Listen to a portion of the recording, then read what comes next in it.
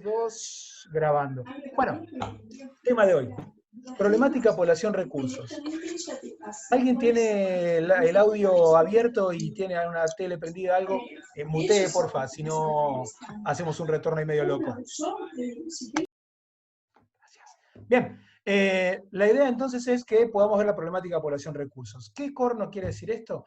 A lo largo de la existencia del sedentarismo, se ha dado siempre esta discusión de cuánta población se puede bancar una determinada capacidad espacial. A ver, si nosotros somos nómades, ¿no? Los Lelutier dirían nómades por partida doble, nómades porque van de un lugar al otro y porque eran no más de 20, 30 personas. Ah, boludez, perdón. Bueno, cuando aparece entonces con esta dinámica, aparecen el momento de mayor dificultad en la historia de la humanidad, que es el paso del nomadismo al sedentarismo. Cuando nosotros vemos la historia de la humanidad, normalmente a eso nosotros no le damos mucha pelota en el secundario y deberíamos, porque es el momento más traumático de la historia de la humanidad en cuanto a cambio de hábitos. Imaginemos que nosotros todo lo que tiene que ver con nuestras religiones, nuestros hábitos y costumbres, se basan en cuanto a nuestras prácticas cotidianas.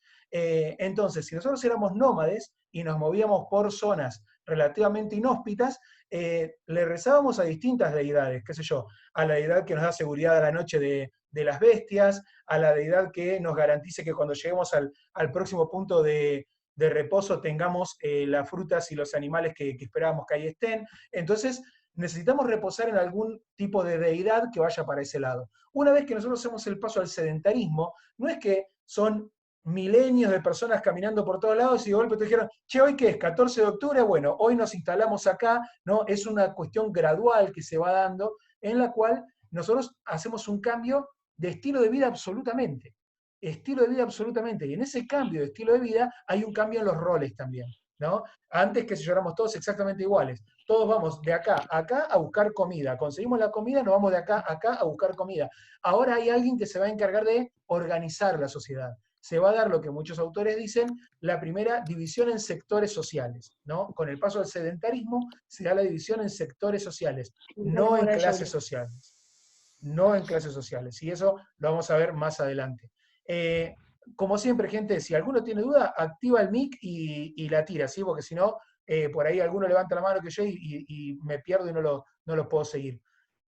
Decíamos entonces, cuando aparece entonces la lógica del sedentarismo, una cosa es, bueno, ya está, nos quedamos acá en este punto, bueno, pero este lugar, ¿cuánta gente se banca? ¿A cuántas personas le puede dar de comer esta zona? ¿No? Entonces, ¿qué conviene tener? Recursos para 1000 personas y que seamos 500, tener recursos para 500 personas y que seamos 1000, tener un balance exacto. Entonces, esa problemática se va a plantear desde el origen del sedentarismo. Problemática, población en relación a los recursos. Los primeros que nosotros vamos a tomar que pudieron escribir sobre el tema son los griegos que nosotros arbitrariamente vamos a tomar, que son el caso de Aristóteles y Platón. Y comparto pantalla. ¿Dónde está para compartir pantalla? Debe ser este botón que dice compartir pantalla. Ahí va. Bien. Tan, tan, tan, tan. Tú puedes. ¿Se ve? Sí. ¿Sí? ¿Lo pudieron ver? Ahí está, Sí. ahí se ve más gigantón. Y ya está el rayador compulsivo de PowerPoint. ¿Quién le presta la computadora a los hijos? Bueno, vamos a cambiarnos. La idea es que podamos ver a las figuras primeramente de Aristóteles y Platón, como decíamos, ¿no? Platón, más antiguo que Aristóteles, esas representaciones son a nivel ilustrativa, ninguno de los dos era tan cuidado de su imagen. Estamos hablando entonces del siglo IV, más que nada, antes de Cristo. Lo que vamos a ver entre Aristóteles y Platón es una discusión que se va a dar en toda Grecia en base a el problema de la tentación. A ver, primero es una postura clasista. Aristóteles y Platón no coincidían en casi todo, porque uno es, después lo vamos a ver, uno es idealista y el otro es más realista, ¿no? Platón es un idealista y del mundo de las ideas, y Aristóteles es más concreto, che, bueno, hay que hacer esto. Pero sí coincidían en el punto de vista clasista. A ver, para ser filósofo, ¿qué hay que tener? ¿Quién se le anima? ¿Quiénes pueden ser filósofos en la antigua Grecia? Y los que se Y los animen a hombres cuestionar. libres. Hombres libres que se animen a cuestionar, perfecto, vamos yendo. Hay que tener tiempo de ocio, es decir, hay que poder estar al pedo. A ver, si yo soy un esclavo que trabaja 12 horas por día y llego a mi casa y tengo que tomarme una sopa para después levantarme temprano e ir a trabajar de nuevo a las tierras del amo, no tengo tiempo de plantearme de, oh, ¿y qué será de la vida luego de la muerte? O el cosmos, ¿cuál será su finitud? Correte que tengo sueño, no, dormí hasta el otro día, dormí lo que podés y te vas a laburar. El ocio es un aliado importantísimo y fundamental de esta lógica de los filósofos. Por lo tanto, no es de extrañar que la postura sea una postura clasista. Vamos a leer entonces esta parte. Dice, para que los ciudadanos sean hermosos, inteligentes y fuertes, hay que incitar a la procreación, a la flor innata de la sociedad, y hay que frenar discretamente al resto. Frenar discretamente al resto, no hay que decirle, che, loco, no tengan más pibes, pero hay que de alguna manera inducirlos a que eso no suceda. Vamos a ir viendo que con el correr de los siglos las herramientas van a ir cambiando, pero dependiendo del momento en el que estemos, a veces incitamos a que tengan más hijos y a veces los frenamos un poco, ¿no?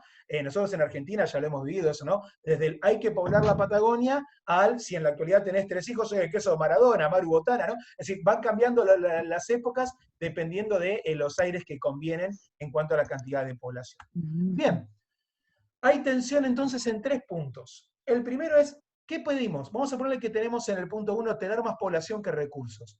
Si yo tengo más población que recursos, vamos a ver, tengo recursos para 1000 personas y tengo 1200 personas.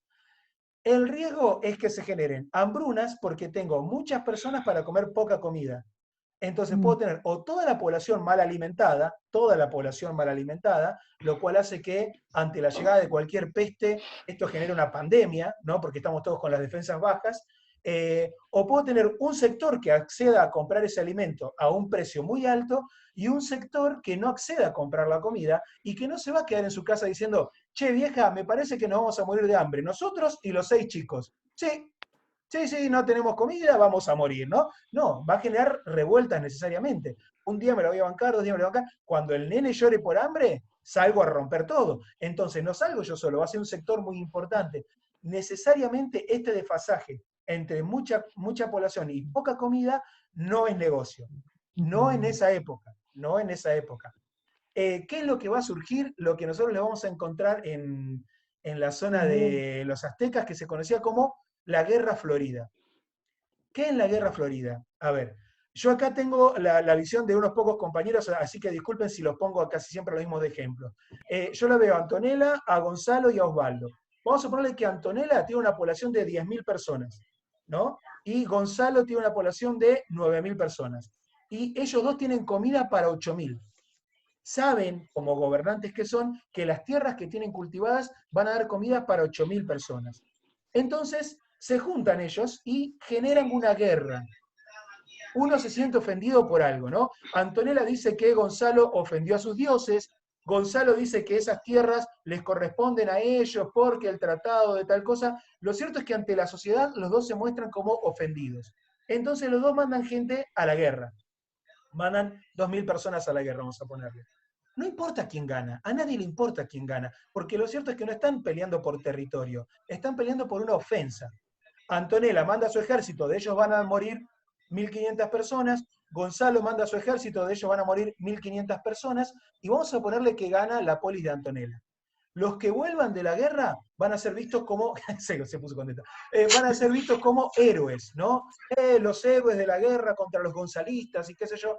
Y en las tierras de Gonzalo, las familias de los que murieron en la guerra también los van a considerar héroes, ¿no? Me van a cruzar a mí, me van a decir, ahí va Adrián, hermano de, no sé, Aristóteles, héroe de las guerras de tanto, ¿no? Murió en tal guerra. Entonces, los dos van a salir ganando, reducen su cantidad de población los dos van a tener una comida suficiente para su población. ¿Va yendo? ¿Se va entendiendo la idea? Sí, sí, sí. Y los dos generan fuerzas de pertenencia. Los de la polis de Antonella ahora son mucho más patriotas, porque no hay como una guerra para generar patriotismo, y los de Gonzalo también son mucho más patriotas, porque por oposición a la banda de Antonella, ahora queremos mucho más a lo nuestro.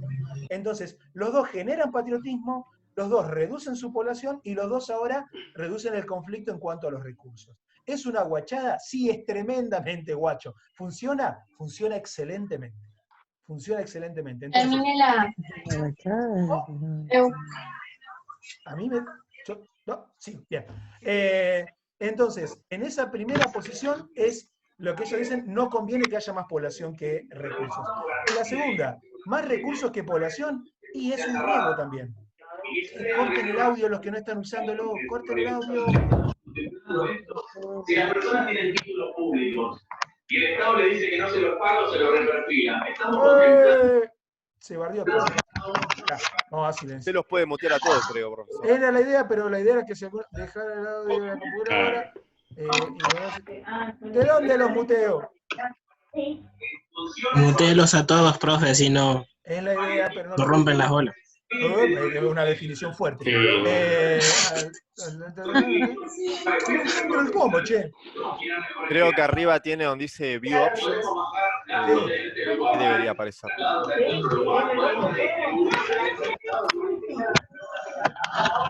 Igual bastaría con que corten ustedes. Bueno. Habilitar anotación. Bien, gente. A ver, más fácil. Ponga el micrófono cerrado. Dentro de la totalidad, está bien como gesto y símbolo. Acá hay alguien que se llama alumno. Mateo, muteá. Alumno, muteá. Manuelita, muteá, por favor. Hay un montón de otros ámbitos donde hay salarios muy elevados, con certidumbre de cobro, con muchas otras ventajas, frente a una sociedad que está perdiendo el salario todos los días. Para mutearlo creo que hay que apretar en los tres puntitos de arriba, a la derecha. Capaz que no está, quiquelo y... Pero lo vemos en otros ámbitos, lo vemos en organismos descentralizados, lo vemos en la justicia. Profe, de última no lo puede sacar. De última, no sé quién sáquelo es. y que... Más razón. Uy, la perdimos Alma, Vani Brown, apaga el micrófono, por favor. Ahí estamos. Sí, ya la encontraste para jugar. Vani. Sí, no, Brown. fui. No, papi, no lo jodas. Diego, mutea el micrófono. Únete a Daisy. Wow. Ahí la flechita abajo. Diego, mutea el micrófono. Gracias, Diego. Sí, hasta 3, 2. Vani, mutea el micrófono. Vamos a ver. Ah, con la flecha acá, la flecha. Ahí estamos. Bien. ¿De qué estamos hablando? Ah, población recursos. Bien.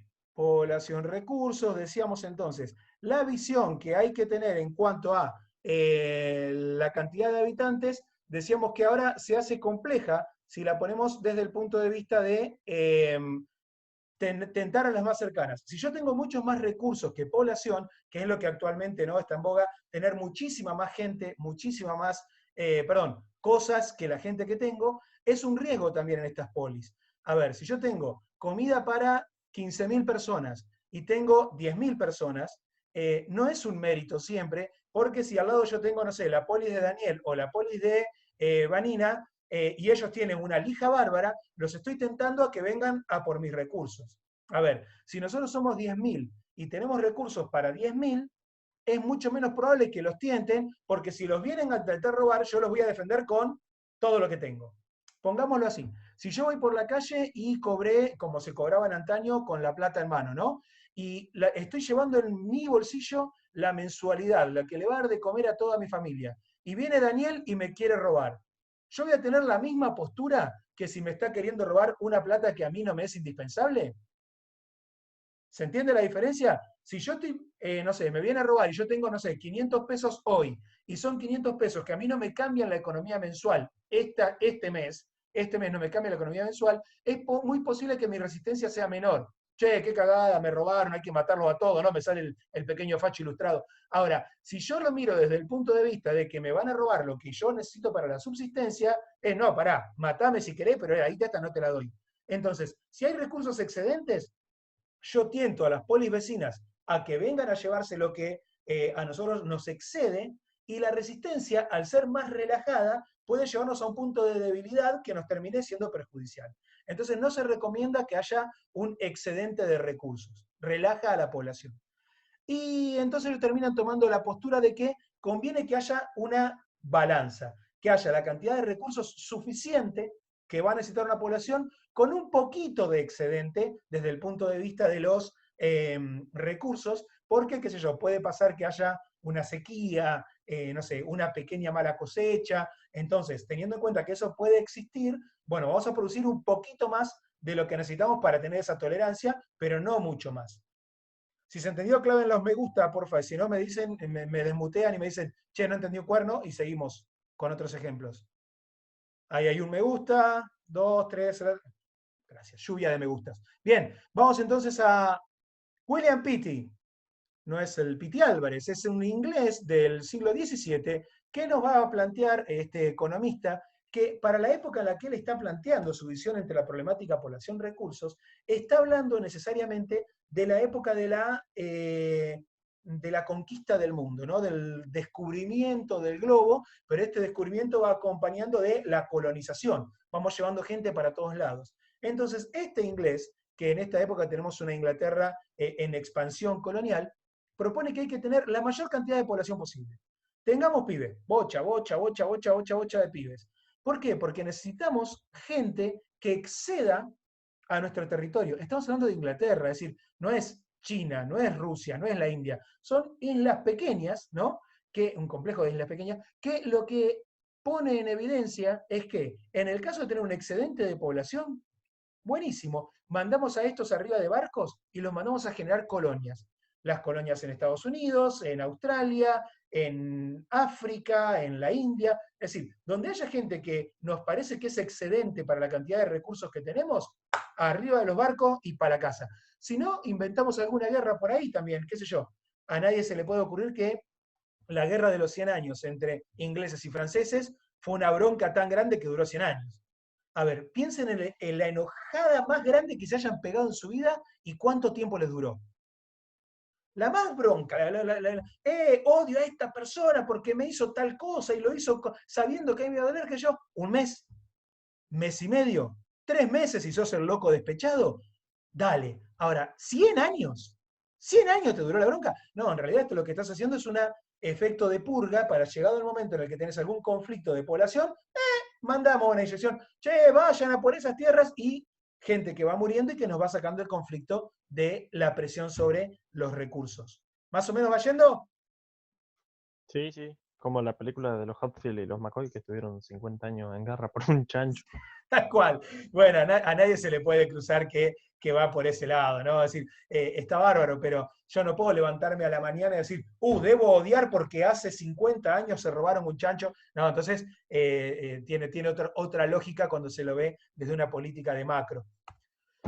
Bien, conviene contar con grandes excedentes, contexto expansionista, ¿no? Utilidad para la división del trabajo. ¿Por qué para la división del trabajo? Esto estamos hablando siempre de Pitty.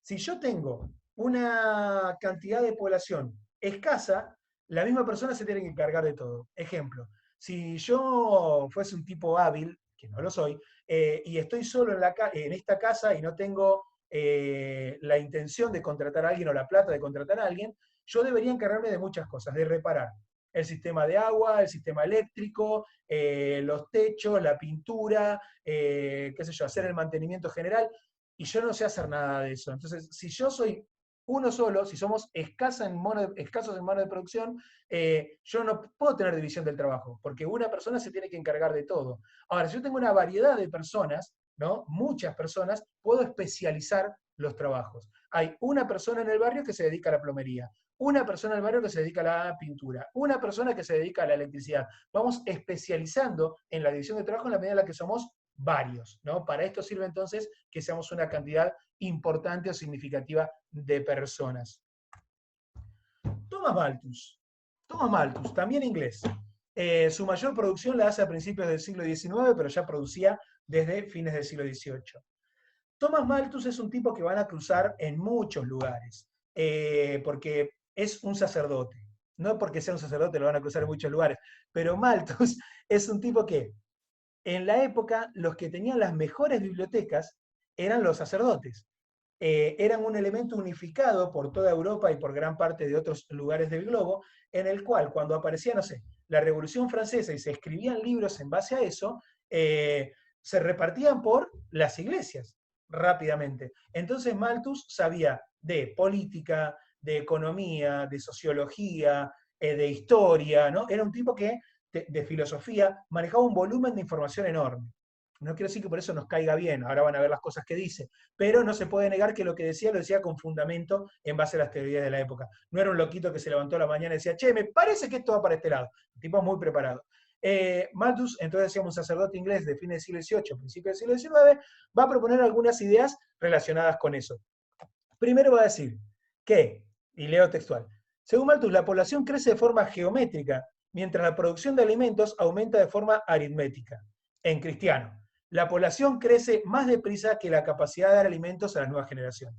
Malthus lo que veía era esto. La población crece 1, 2, es decir, se duplica. Se vuelve a duplicar 4, 8, 16, 32, 64, 128. Es decir, se duplica de generación en generación. Y la capacidad de producción de alimentos crece en otra velocidad, que es en tiempos aritméticos. Crece 1, 2, 3, 4, 5, 6. Es decir, la población crece a esta velocidad y los alimentos crecen a esta velocidad. Necesariamente se desfasan. ¿Se entiende? ¿Sí? Es decir, lo que él dice es que crece más rápido la cantidad de población que la capacidad de producir alimentos. Obviamente está hablando en esa época y hay que entenderlo en ese contexto. En la actualidad nosotros no tenemos ese problema en el mundo. Ejemplo, Argentina tiene una población de cerca de 45 millones de habitantes y produce comidas cotidianamente para cerca de 300 millones de habitantes. Ahora, en Argentina hay gente que muere de hambre, y sí, porque el problema no es que no se produce alimentos, sino que hay gente que no puede acceder a comprarlos.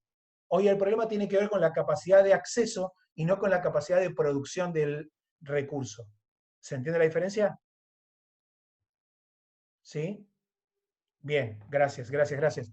Bien, gente, entonces decíamos, esto hay que solucionarlo de alguna manera. Y él dice, un hombre que nace, esto está textualmente sacado de Malthus, un hombre que nace en un mundo ya ocupado, es decir, donde ya hay gente, en el gran banquete de la naturaleza no haya cubierto para él. La naturaleza le ordena marcharse y no demora en poner en ejecución su amenaza. Es decir, si vos llegaste al planeta y hay comida para 1000 personas y vos sos el 1500 que llegó, y macho, te quedaste arafue, ¿no? No hay cubiertos para vos en este gran banquete que brinda la naturaleza. Y la naturaleza, hablando desde el punto de vista de un tipo que es sacerdote, está hablando de lo que Dios le ha dado al hombre. Entonces, a él le van a corresponder una doble visión. ¿Cuál es esta doble visión? Él va a decir que corresponde a los gobernantes hacerse cargo de esta situación. Es decir, los gobernantes deberían velar para que nunca haya una presión demográfica tan importante que haga necesario que las personas tengan que morir de hambre o en una consecuencia similar. Corresponde a los gobernantes. Y si los gobernantes no hacen nada al respecto porque son inoperantes, es decir, ataca directamente al rey de Inglaterra, ahí tiene que intervenir Dios. Pregunto acá a la barra, ¿de qué manera un gobernante puede velar para controlar la cantidad de población? ¿Cómo lo puede hacer? Ya vimos que con guerras. Por ejemplo. Con guerras una, perfecto, Osvaldo. ¿Qué más? Controlando la natalidad. ¿Quién dijo controlando la natalidad? Yo. Yo soy Antonella. Bien, sí, controlando la natalidad es otra manera. Ahora, controlar la natalidad no siempre es una tarea sencilla. Vamos a ponerle que hoy el presidente de turno sale y dice, no tengan más de 2 pibes, ¿no? Y nosotros que... Como en China. Claro, China hace eso. Eso y sopas de murciélago, ¿sí? Nosotros entonces si vemos a la lógica de control del Estado, es algo que tiene que estar legitimado. Por ejemplo, herramientas de los gobernantes, decían ustedes bien, Osvaldo decía guerras y Antonella decía, por ejemplo, control de la natalidad. Y ahí aparece esta sigla FAC, que después agarraron los norteamericanos y la usaron para lo que se les cantó las pelotas, pero en realidad FAC es una sigla que se usaba en grandes partes de Europa Occidental durante la Edad Media para controlar la natalidad. ¿Qué significa FAC? Fornication under consentment of the king. Ah, no se la esperaba que el chaval hable en inglés, ¿no? Bueno, no, le digo porque después me subestima. Bueno, no. Fornication under consentment of the king. Después de esto tenemos una clase de inglés. quiere decir que tenemos relaciones bajo el control y el consentimiento del rey. Es decir, el rey tenía la tablita de machinea, digamos acá, una A4, en la que decía, vamos a tener comida en la próxima generación para 10.000 personas. Y hoy somos 9.500. Entonces el chabón podía habilitar, considerando que algún sector iba a morir, ¿no? Porque a la gente se le da por hacer esas cosas, entonces podía habilitar a que nazcan otras 500 personas.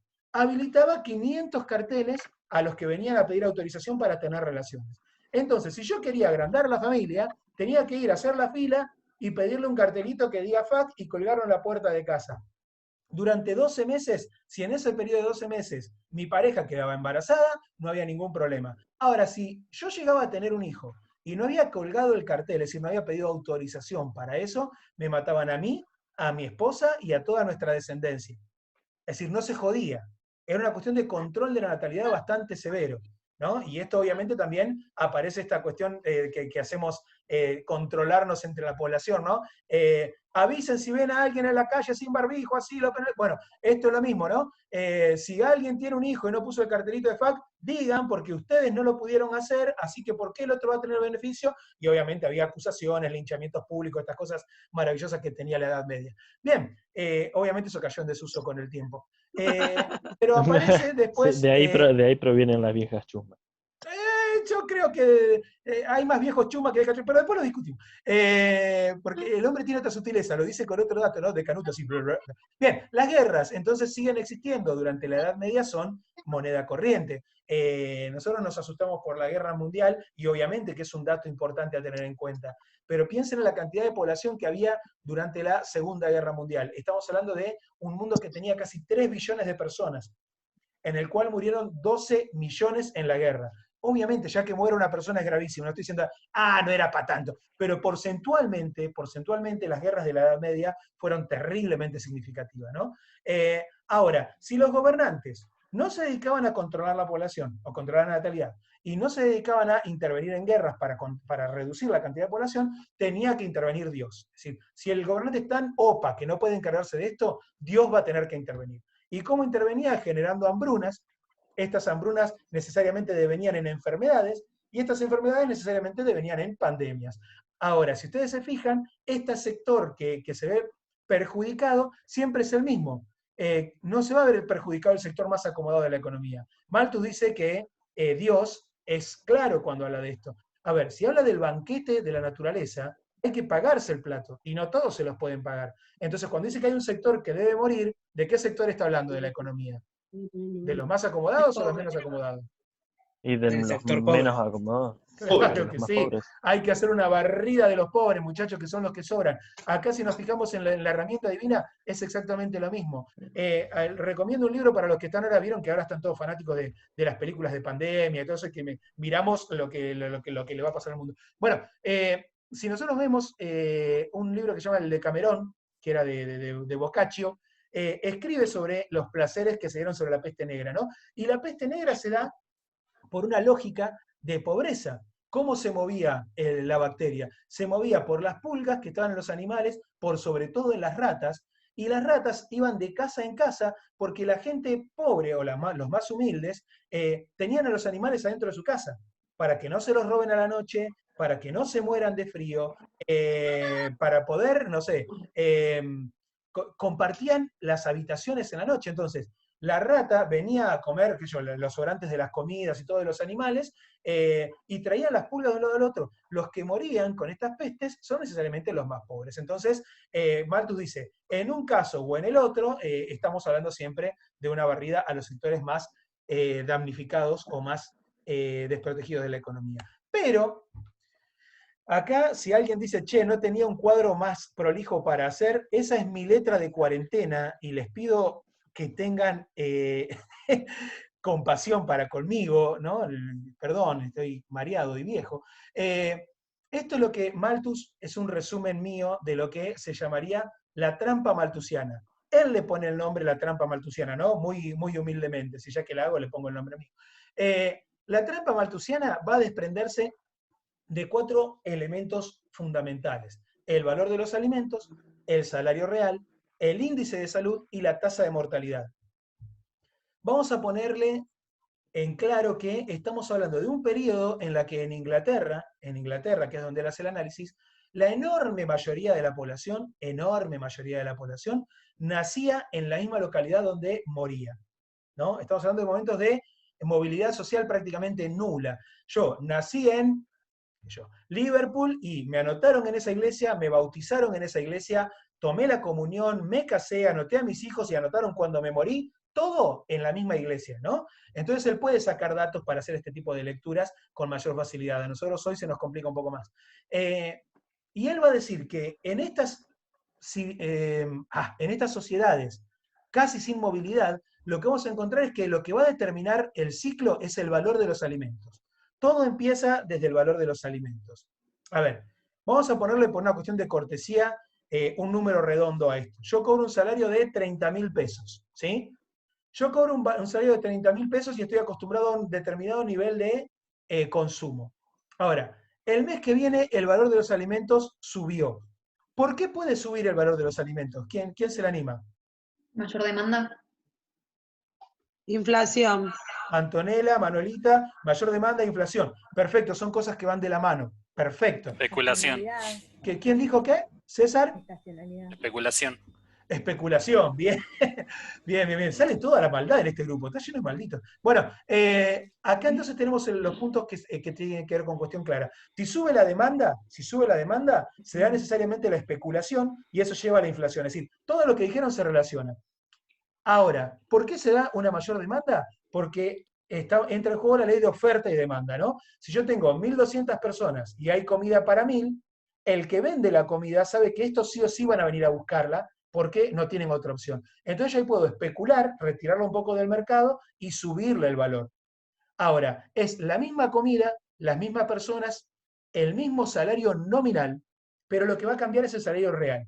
Pequeña diferencia para los que en economía no están muy duchos, entre lo que es salario real y salario nominal. Salario nominal es el numerito que yo cobro en el sueldo, no sé, 30.000 pesos.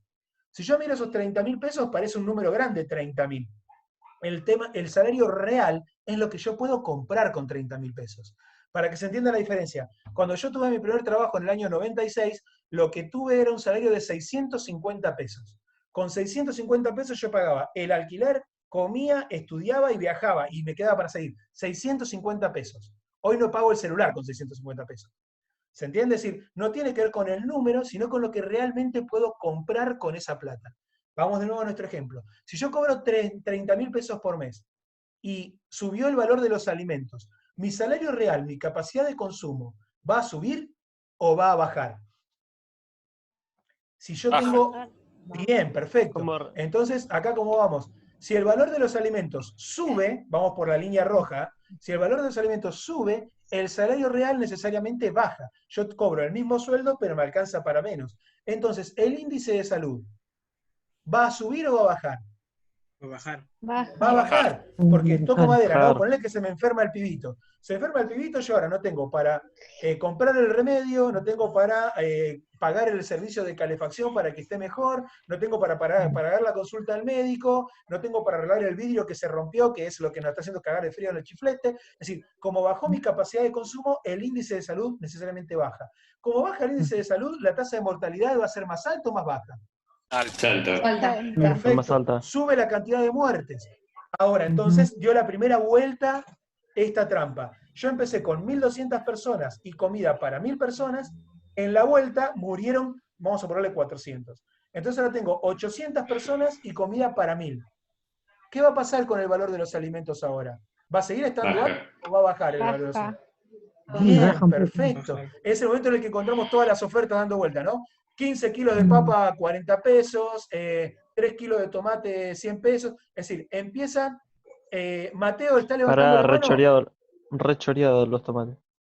Bueno, tienen un poquito de sangre, pero bueno, son ricos igual. Bueno, entonces, al bajar el valor de los alimentos, yo que sigo cobrando lo mismo, 30.000 pesos, ahora, vamos por la línea de afuera ahora que está punteada, ¿sí? El valor de los alimentos, ahora que hay menos gente, el valor de los alimentos bajó. ¿Mi salario real entonces me alcanza para más o para menos?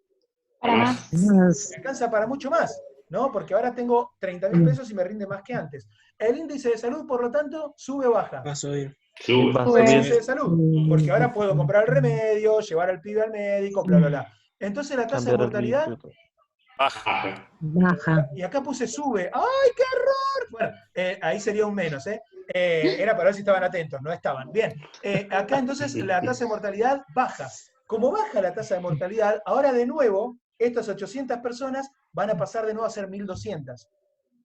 Y ahora voy a Es tener una de nuevo ruina. más cantidad de gente que de alimentos, y vamos de nuevo por la línea interna. Sube el valor de los alimentos, baja el salario real, baja el índice. ¿Se entiende más o menos la trampa? Sí. Sí. Es un ¿Sí? Sí, sí, círculo. sí, sí. Malthus dice Es que un esto se da bucle infinito. cíclicamente. Como Cíclicamente, un que es círculo vicioso. necesariamente del que no se podía salir. Hasta que en esta parte del valor de los alimentos, Malthus después hace su reformulación de la trampa malthusiana y va a instalar lo que en Italia le van a decir el grifo. El grifo es la canilla, ¿no? El grifo es una sociedad que aprendió que cuando el valor de los alimentos sube, tiene que rajar. Tiene que rajar porque se viene una mala. Es una vuelta que no va a terminar bien. Y damos como ejemplo, si a alguno les gusta los Simpsons, lo entenderá por el ejemplo, los irlandeses, ¿no? Los irlandeses se van en una gran oleada de... ¿quién sigue? Ahí está, lo saco. Se van en una gran oleada de Irlanda y se van a Estados Unidos por la crisis de la papa. Parece una boludez, pero como nosotros tenemos a los incas que tienen como base el maíz, o nosotros que tuvimos durante muchos años el trigo, en Irlanda la base era la papa. Hubo una cosecha muy mala de papa, y los tipos se tuvieron que rajar. Se tuvieron que rajar y se fueron a Estados Unidos en gran parte. Si lo ven en Los Simpsons, hay un recital de YouTube, ¿no? Y va Homero con una bolsa de papa y la tira a la puerta y salen todos los irlandeses tirándose arriba de la bolsa de papa, ¡ah! Y Homero se cola. Bueno, es una sátira a eso, a la crisis de la papa de Irlanda. Por lo tanto, el grifo se va a convertir en el sistema de evacuación, de descompresión de esta presión que se va a generar por la subida de los precios de alimentos, lo cual evitaría que se dé toda esta circulación nueva. ¿Más o menos vamos? Sí.